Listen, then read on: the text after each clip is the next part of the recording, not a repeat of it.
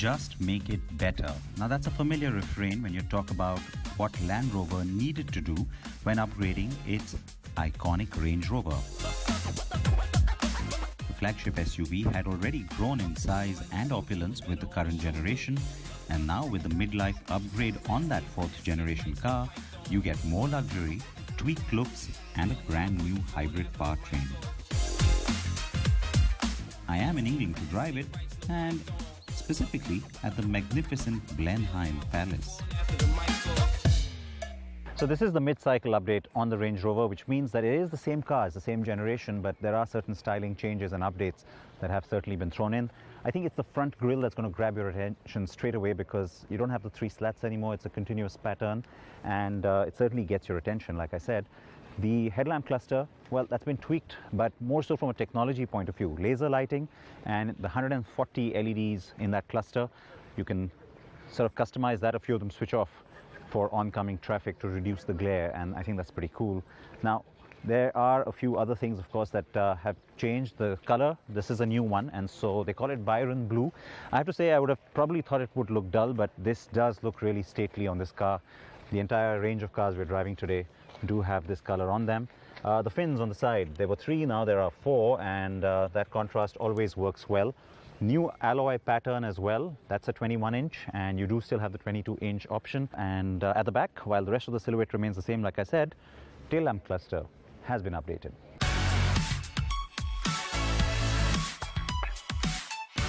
Did you hear me saying hybrid? Yes, you did. More specifically, the Range Rover P400e. Inside the cabin is where things get swankier than before. Yes, that was possible apparently. The Velar's Touch Pro Duo screens have been carried over. That means the central stack now gets the 2 touch screens with the floating touch dials on the one below.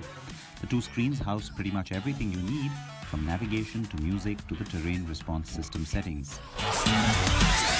Still really luxurious back here, great use of materials, the leather, the wood, and the seats are updated because they're a little bit deeper now and so more comfortable, says Land Rover.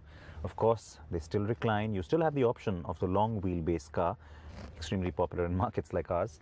And even on this one though, on the side that's diagonally across from the driver, you can push this seat far up front, and all of that happens with the controls right back here.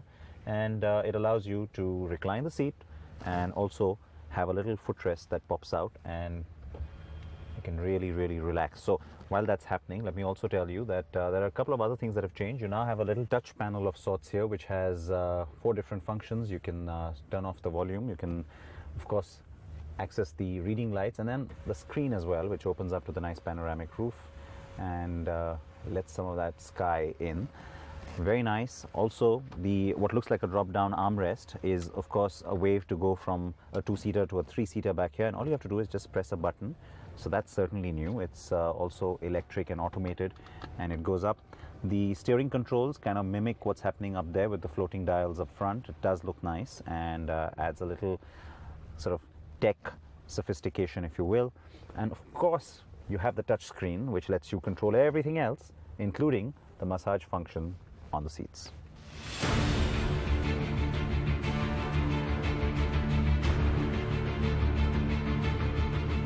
In fact, the extended wheelbase has now achieved what Land Rover wanted, to slowly move the Range Rover to Bentley or even Rolls-Royce territory. The current generation car, when it came out in 2013, had already heralded that move, and the arrival of the 4th Range Rover, Velar, last year, explained just why too.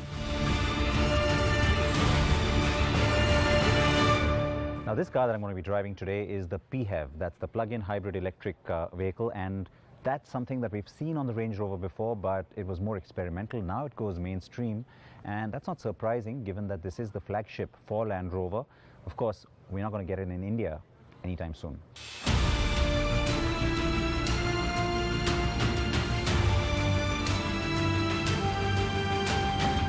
The facelift will though, but on the engines we've been used to, the V8 and the V6 diesels and petrols. The PHEV option, as Land Rover likes to call it, or plug-in hybrid electric vehicle for the uninformed, is also available on the Range Rover Sport. But let's stick to the Range Rover, shall we?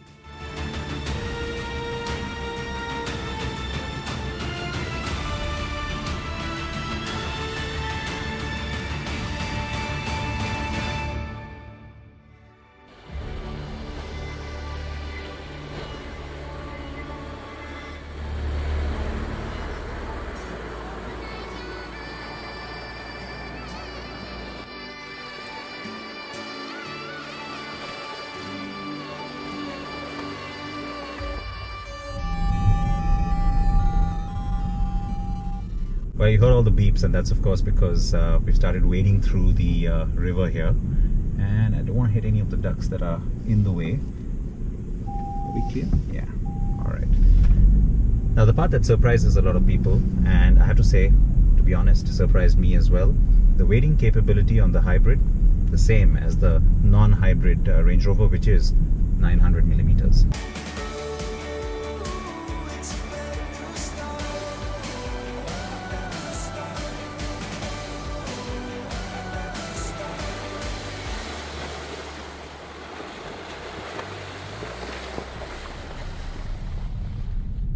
When you're going off-roading, typically the preference is to opt for a diesel vehicle because you get a lot more torque, and of course that helps you in some sticky situations.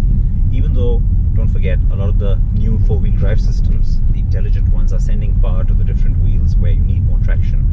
Having said that, the other thing we don't consciously think of, electric really helps there because you get instant torque. You don't have to, rev hard to build up that torque as you typically would with a conventional car.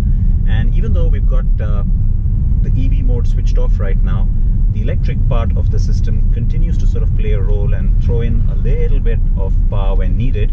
And in that kind of a hairy situation, having that little extra burst of torque instantly certainly helps.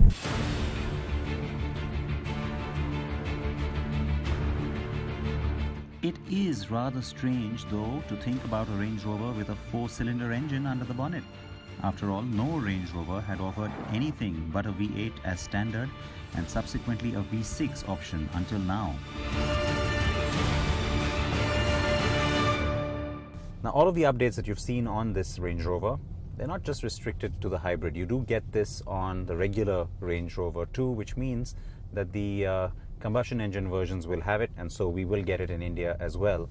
Now, one little difference that this car and the combustion engine version do have, you remember how with this Range Rover, this generation brought in something called all-terrain progress control. Well, the hybrid doesn't need it because, of course, the electric part of the car, which supplies enough torque to all the wheels at all times, kind of mimics that system anyway, and so which is why it doesn't have it, but the regular one still will. The 2-liter Ingenium engine puts out 294 bhp, but combined output is 396 bhp. And you get a whopping 640 Nm of peak torque that's available instantly, like I said. That makes the PHEV more powerful than the standard V6 variants, though lower than the V8 supercharged variants, of course.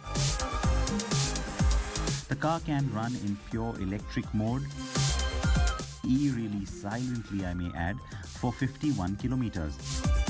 The car will go as fast as 130 kilometers per hour on pure electric mode as well. It responds with surprising alacrity given its size and bulk. And honestly, the performance can put many more powerful engines to shame. The drive is also stately and smooth, with nary a flinch except at higher speeds, where the sheer weight of the car starts to play catch-up.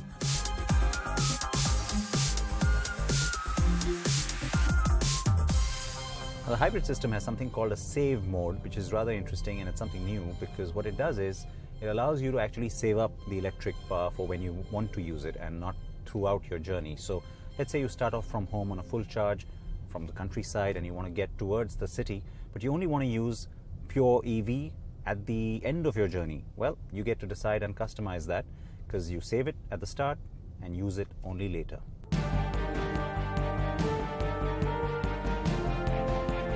Two bad it's not coming to us though, but let's be fair. To the Range Rover customer in India, it will be the softness of the leather, the clarity of the speakers, the feel of the plush carpeting and the firmness of the massage function that will matter the most. So from that point of view, the Range Rover will now pamper you even more. And all of that stuff is most definitely going to be on offer when the car debuts in India later in the year. Expect prices to stay sky high, but then that in itself is part of the allure to this buyer anyway, isn't it?